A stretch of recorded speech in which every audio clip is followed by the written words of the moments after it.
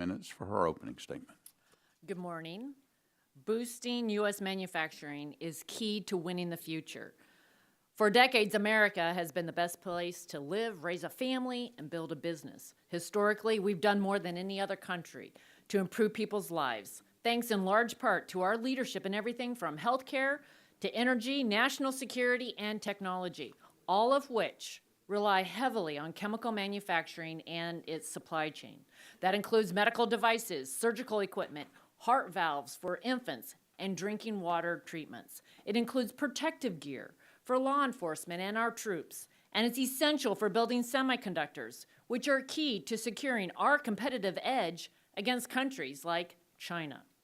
These products save lives, energy, and advance our standard of living, and they are all currently under threat by the EPA. A recent report found that there's going to be a decline in the growth rate of the demand for chemical products. According to the report, this decline is the result of both rising competition from China and harmful regulations in the U.S. that are forcing businesses and jobs out of the country. President Biden's systematic shutdown of American industry is increasing our cost of living and forcing us to rely on other countries, like China, with worse environmental and human rights records. Just as we are seeing with the auto sector, the policies of the Biden administration are weakening American leadership and strengthening China. The EPA is at the center of this regulatory stranglehold. Many of the agency's recent regulatory actions go far beyond what is reasonable to keep people safe. For example, by delaying evaluations and policy decisions for new and existing chemicals, the EPA is creating expensive uncertainty for businesses and harming innovators. These regulations span multiple laws and raise serious concerns regarding EPA's motives, as well as the methods and models used to justify many of its decisions.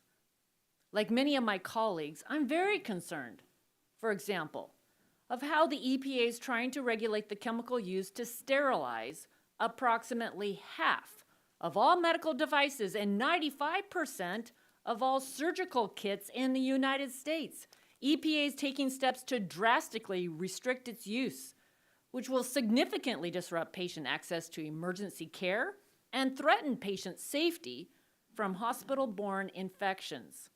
The Food and Drug Administration has acknowledged the life-threatening consequences for patients if our healthcare system lacks adequate sterilization.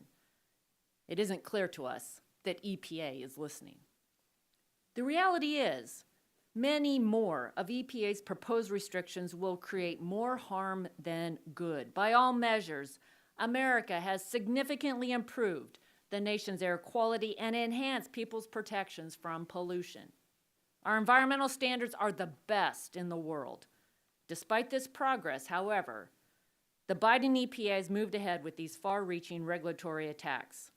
The longer we continue down this path, the more jobs, innovation, and investment we will force out of the United States, leaving in an opening for more products and chemicals to come in from China, the largest polluter in the world with the worst environmental standards. That's putting polluters over people.